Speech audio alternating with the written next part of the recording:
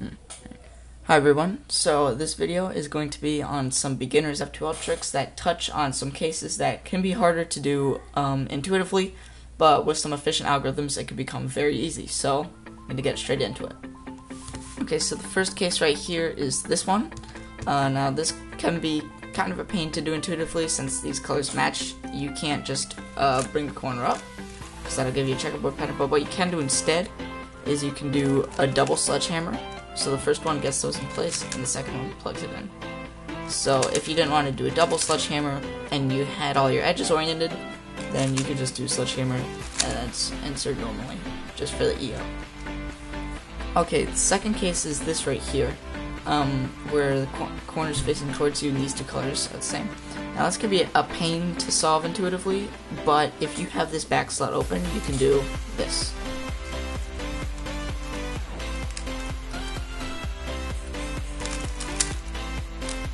So what that did was, instead of rotating, splitting up the pair, and then inserting like that, it used the back slot to break up the pair, and then adjusted for the 3-move insert. I use this a lot, and I see this case comes up a lot. Alright, next case is this one. Now, this is a very simple case. It can be done with the rotation, like this.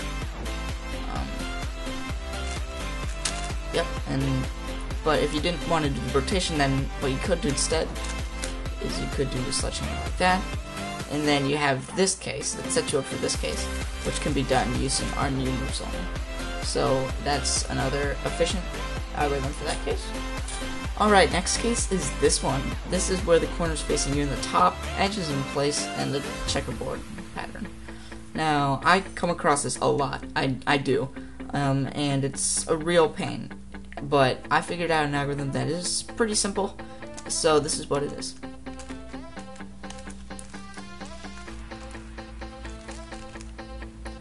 So it is rotationless, and it makes use of the M layers, and it can go pretty fast. And this is for the last slot. This doesn't require any open slots.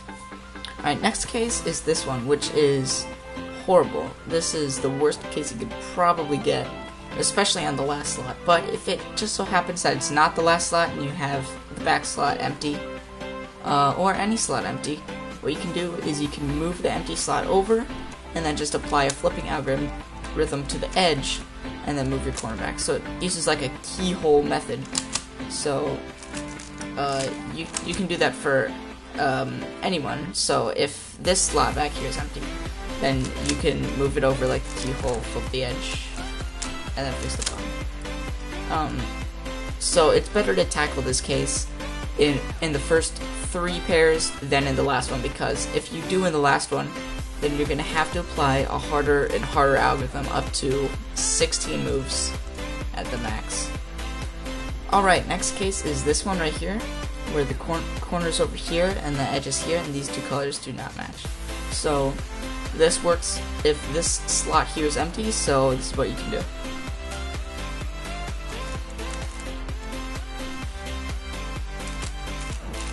So normally the algorithm is you move it over, split those, and then put those in, which works fine, but if you have this slot empty, you can do a more efficient algorithm.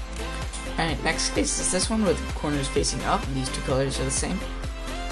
This case is not that great, but there is a very easy way to do it. Right, so this is what it is.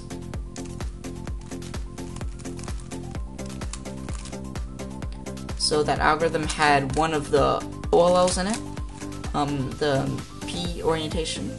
So you just do the P orientation and insert the pair. So that's a really broken down way of thinking about it. Alright, so another way of tackling this pair is if this front slot here is open, you can do like this. So before this slot was open, but here this slot is open. So that's just another way of doing it. So in that case there, you just saw that you can do that algorithm in the case of 2 open slots. So it's kind of just an easy one with open slots. Okay, next algorithm is this one, where corner is here, edge is here, and these two colors are the same. Now, I don't personally use this one, and I'm thinking of changing because it's really fast. The algorithm I do use involves rotation, so that's why I want to change. But this is the algorithm.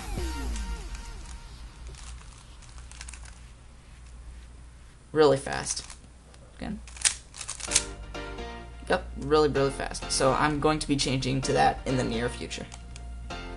Alright, final case is this, where this edge needs to go to this corner, and it's in the back. There's a really, really simple algorithm for this, and this is it.